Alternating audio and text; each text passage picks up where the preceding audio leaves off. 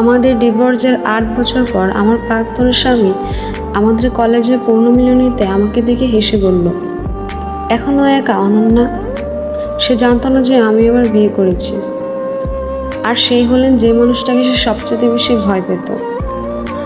সেই মানুষটি আজকে একটু পর সবার সামনে আমাকে নিজের স্ত্রী হিসাবে পরিচয় দিবেন। নিমন্ত্রণ পত্রটি আমার ডাইনিং টেবিলে আনা। 2 দিন ধরে একটা ক্ষোভ নিয়ে রাফসান আহমেদের বাড়ি থেকে বের হয়ে এসেছিলাম।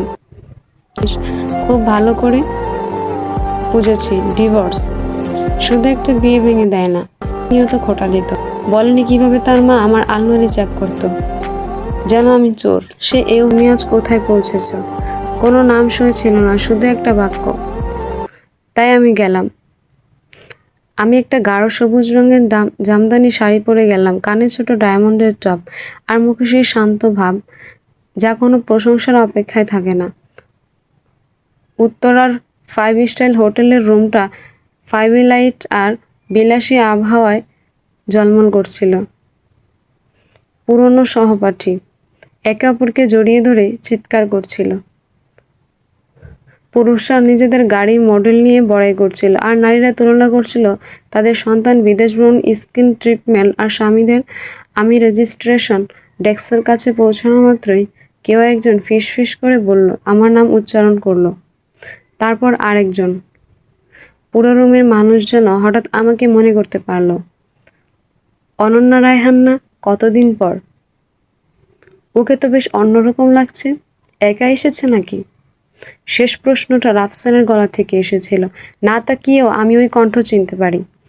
ও বারের কাছে একটা নেভি ব্লু স্যুট পরে দাঁড়িয়েছিল। আগের চেয়ে কিছুটা মুটিয়ে গেছে, কিন্তু ঠোঁটে সে চেনা হাসিটা একই আছে। এমন একটা হাসি যেন এই পৃথিবীর সব ডমিনেন্ট তার কাছে। তার পাশে দাঁড়িয়েছিল তার দ্বিতীয় স্ত্রী নাবিলা, লাল শাড়ি আর হাত ভর্তি সোনার চুড়ি পরে। সে আমার দিকে এমন এক অলস কৌতূহল ভাব করছিল যেন তারা কিছুই শুনছে না। এর মানে হলো সবে কান খাড়া করে আছে। তার স্ত্রী নাবিলা মৃদু হাসল। রাফসান আমাকে বলেছিল, তুমি নাকি ভীষণ ক্যারিয়ার ওরিয়েন্টেড। কিছু মেয়ে আসলে ফ্যামিলির চেয়ে ফাইলের গুরুত্ব বেশি দেয়। আশেপাশের লোকজন অস্বস্তিকর হাসি হাসল। আমি আমার ক্লাচ ব্যাগটা শক্ত করে ধরলাম, দুর্বলতার কারণে নয়, বরং পুরোনো ক্ষতগুলো তার মালিককে চিনি বলেই। রাফসান আরও একটু কাছে এগিয়ে বলল, তুমি যে আসবে আগে জানালে পারতে, পার্টনারের ব্যবস্থা করে দিতাম। তোমার অনেক দয়া, আমি বললাম। সে হালকা হাসল। এটাই তোমার সমস্যা ছিল, অতিরিক্ত ইগো। দেখলে তো অহংকার তোমাকে কোথায় নিয়ে দাঁড় করেছে। আমি তার দিকে তাকালাম। এই সেই লোক যার জন্য আমি একসময় রাতে বালিশ ভিজিয়ে কাঁদতাম। এই সেই লোক যার নামে আমার পাসপোর্ট আর আইডি কার্ড থেকে মুছে ফেলতে গিয়ে আমার হাত কাঁপছিল মাসের পর মাস। অথচ সে ভাবছে সে যেখানে আমাকে ফেলে গিয়েছে আমি আজ সেখানেই আছি। আজও সেখানেই থমকে। সে আজ গ্লাসটা বাতাসে তুললো, আর আমাদের নতুন জীবনের জন্য আমরা অন্তত পরিবর্তন করতে পেরেছি। নাবিলা আলতো করে তার পেটে হাত রাখলো। সে প্রেগনেন্ট। পুরো রুমের মানুষ সেটা নোটিশ করলো, আর রাফসান ঠিক সেটাই চেয়েছিল। কেউ একজন হাততালি দিল, কেউ অভিনন্দন জানালো। তারপর সে আবার আমার দিকে ঘুরলো। তা অনন্যা, এখনো কি কোনো ছোটোখাটো ফার্মে চাকরি করছো? আমার হাসি পেয়ে গেল। ছোটোখাটো ফার্ম সে যদি জানতো, কিন্তু কিছু জব দেরিতে দিলেই বেশি সুস্বাদু লাগে। চাকরি করছি, আমি সংক্ষেপে বললাম। ভালো, সে উত্তর দিল। একাকী মানুষের ব্যস্ত থাকাটাই উত্তম। কথাগুলো তীরের মতো বিঁধল, ঠিক আগের মতো নিষ্ঠুর আর চেনা। 1 সেকেন্ডের জন্য আমি আবার 24 বছরের সেই মেয়েটি হয়ে গেলাম যে রাফসানের মায়ের রান্নাঘরে দাঁড়িয়ে কাঁদছিল কারণ একটা রুটি পড়ে গিয়েছিল। আর রাফসান ড্রয়িং রুমে বসে বন্ধুদের সাথে বলছিল, বাদ দাও তো, ওসব ফ্যামিলি মেনটেন করা ওর কাজ না।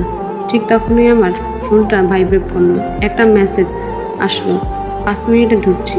রাফসান নামটা দেখার আগে আমি স্ক্রিন লক করে দিলাম। বয়ফ্রেন্ড? সে হেসে জিজ্ঞেস করলো। না। আহ, তাহলে কেউ একজন আছে? নাবিলা মিষ্টি করে হেসে বলল, ভালো তো। একটা ব্যর্থতার পর সবারই তো একজন সঙ্গী দরকার। ব্যর্থতা শব্দটা শুনে সার্কেলের মতো সুগন্ধির মতো ছড়িয়ে পড়লো। দামি কিন্তু খুব পচা। আমি আমার জুসের গ্লাসটা টেবিলের উপর রাখলাম। নাবিলা, আমি শান্ত গলায় বললাম, একটা মেয়ের টিকে থাকার লড়াইকে ব্যর্থতা বল না।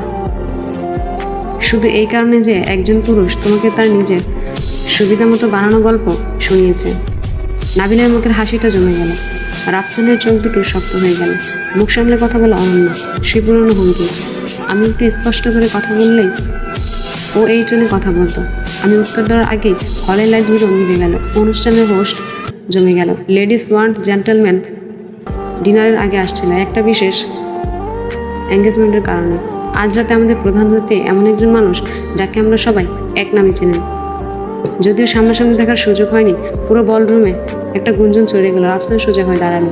তার চোখে লোভ আর উচ্চাকাঙ্ক্ষা চকচকে করে উঠছিল। সে ফিসফিস করে নাবিলাকে বলল, ইনি অবশ্যই আরিশ খন্দকার। ওনার সাথে যদি আজ রাতে একটা অ্যাপয়েন্টমেন্ট পাকা করতে পারি, আমাদের কোম্পানির নতুন প্রজেক্ট এসে যাবে। আমি দেখলাম দরজা এখনো খোলেনি। হোস্ট হেসে বলতে লাগলেন, তিনি খন্দকার। চলবে। আর এই গল্পের দ্বিতীয় পার্ট যদি আপনারা চান, তাহলে অবশ্যই চ্যানেলটিকে সাবস্ক্রাইব করুন আর কমেন্টে অবশ্যই লিখুন গল্পটি কেমন লাগলো।